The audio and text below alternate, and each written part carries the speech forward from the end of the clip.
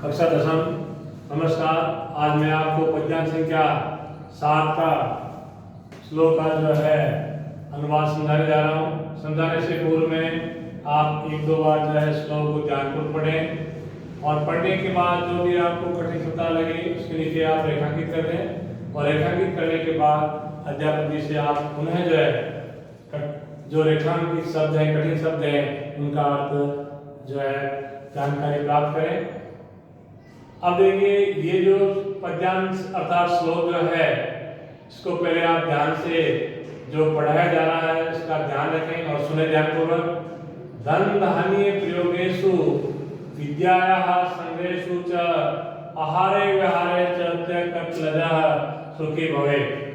आज इसमें सीधा बताया गया है कि धन और धान्य जो अनाज है उनके प्रयोग में, धन धान्य अर्थात अनाज के प्रयोगेषु यानी प्रयोग में, अधिकरण में पे पर, इसमें सप्तमी विभक्ति का प्रयोग किया गया है में पे पर, और विद्या में संग्रहेषु च, धन धान्य और विद्या का संग्रह जो है हमें नहीं करना चाहिए। संग्रहेषु यानी संग्रह यानी एकत्रित जो है नहीं करना चाहिए। विद्या को भी यदि आप जो है एक दूसरे को नहीं बताएंगे तो उसका ज्ञान का जो प्रसार और प्रचार जो है नहीं होगा। आहारे भोजन में और व्यवहार में, लेन देन के अंदर व्यवहार में, च त्यक्तलजः जो छोड़कर, आर और व्यवहार में जो है लज्जा से जो रहित है, लज्जा को छोड़ देता है, वही व्यक्ति जो है सुखी होता है। तो इसका जो है अन्वय इस प्रकार से है कि धन धान्य प्रयोगेषु, धन अनाज के प्रयोग में, विद्यायाः संग्रहेषु और विद्या के संग्रह में, आहारे व्यवहारे, आहारे व्यवहारे च त्यक्तलजः जना सुखी भवेत्।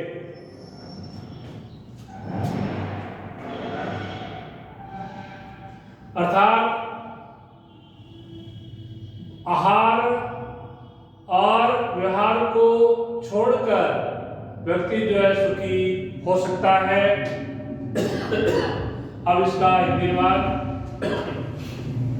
धन धान्य के व्यवहारों अथवा व्यापारों में, या धन है, अनाज और व्यवहार अथवा व्यापार में और विद्या का संग्रह करने में तथा भोजन एवं व्यवहार में लज्जा रहित होकर जो है सुखी होना चाहिए।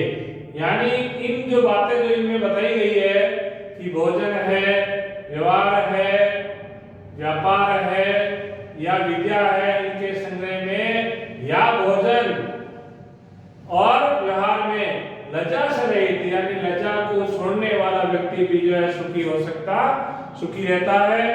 अर्थात धन धान्य आदि के लेन देन में, धन है, अनाज है, उसके लेन देन में या विद्या प्राप्ति में, भोजन में तथा व्यवहार में जो लज्जा नहीं करता है, जो शंका नहीं करता है, वही सुखी होता है। यदि आपके पास धन नहीं है, अनाज नहीं है, तो उसको मांगने में जो है शंका नहीं करनी चाहिए। तो यदि आप शंका कर लेते हैं तो दुखी रहेंगे, और यदि आप लज्जा या शंका को छोड़ देंगे तो ही सुखी हो सकते हैं। तो धन धान्य आदि के लेन देन में, विद्या प्राप्ति में और भोजन में तथा व्यवहार में जो लज्जा नहीं करता है वह मनुष्य सुखी रहता है, वह व्यक्ति सुखी रहता है। अब इसका प्रसंग है प्रस्तुत श्लोकः अस्माकं पाठ्ये पुस्तकस्य स्पन्दरायाः सुभाषितरत्नानि इति शीर्षकः पाठात् उद्धृतः। मूलतः अस्मिन् श्लोके धन धान्यादि प्रयोगेषु प्राप्ते लज्जायाः त्यागस्य प्रेरणया प्रदत्तः। यानी मैंने आपको बताया था पूर्व में कि ये जो पंक्ति है हमेशा श्लोक के अंदर आपके जो है चाहे कोई भी पाठ है पद्यांश वाला, तो उसमें आपको ये पंक्ति लिखनी है। उसके बाद उस पंक्ति में किसके बारे में पूछा गया है उसमें लिखना। देखिए मूलतः अस्मिन् श्लोके धन धान्य आदि ऊपर जो पंक्ति लिखी हुई है, किसके प्रयोग में या शुभ के प्रयोग में लज्जा को छोड़ने वाले की जो है प्रेरणा दी गई है। तो प्रस्तुत श्लोक हमारी पाठ्य पुस्तक स्तंभया सुभाषित रत्नानि इति शीर्षक पाठ से ली गई है। मुख्य इस श्लोक में धन धान्य आदि के प्रयोग में सुख प्राप्ति में लज्जा को छोड़ने की जो है प्रेरणा दी गई है, अर्थात सीख दी गई है। प्रेरणा का अर्थ भी सीख ही होता है, दी गई है। अब इसका मैंने आपको बताया था कि संस्कृत जो है व्याख्या आपके पूछी जाती है, तो संस्कृत व्याख्या में कि कौन लज्जित होता है, क लज्जा रहित जन सुखी भवति इति, यानी कौन जो है लज्जा से रहित व्यक्ति सुखी होता है। पद्ये अस्मिन् इस पद्य में वर्णन करते हुए कविः कथयति, कवि कहता है यतः कि धन धान्यादीनां व्यापारेषु विद्यायाः अर्जनेषु भोजने तथा च परस्पर व्यवहारे यः जनः लज्जारहितः भवति स सुखी भवति एतेषु कदापि लज्जा न कर्तव्या, यानी इसी को जो है आप कर्ता और क्रिया लगा करके संस्कृत व्याख्या बनाएंगे। अब इसमें पूछा गया, देखिए में प्रयोगे विद्या संदेशु आहार व्यवहार त्याग कतर सुखी भवेत, कौन जो है छोड़ने वाला सुखी होता है, सुखी कौन हो सकता है, तो कौन का हो जाएगा कह, क लज्जा रहितः, त्याग का दूसरा क्या हो गया लज्जा रहितः। इसमें जन यानी कौन होता है, तो जना सुखी भवति इति, या भवेत भी कह सकते हैं, आप भवति भी कह सकते हैं।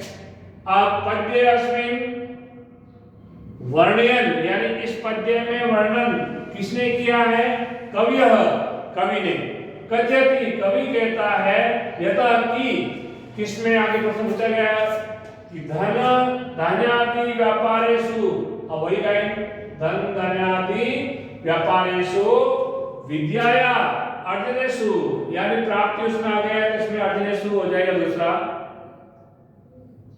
संग्रहेषु अर्जनेषु भोजने तथा च परस्पर व्यवहार, आपस में व्यवहार में लेन देन में यह जो यानी लोग लज्जा रहित भवति, लज्जा से रहित होता है, स सुखी भवति वह सुखी होता है।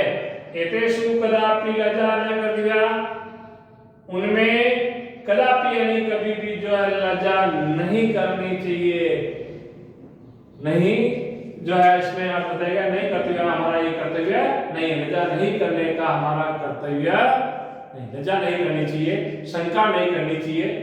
तो इस पद्यांश को आप ध्यानपूर्वक पढ़ें, और पढ़ने के बाद जो पद्यांश आपको परीक्षा में भी माध्यमिक में आपके दो जो श्लोक जो संस्कृत में पूछे जाते हैं, तो ये भी आपको ये सरल है और याद हो सकता है, तो इसको याद करके जो आप श्लोक में लिखें।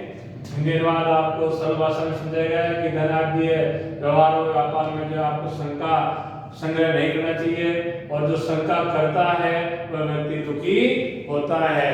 धन्यवाद।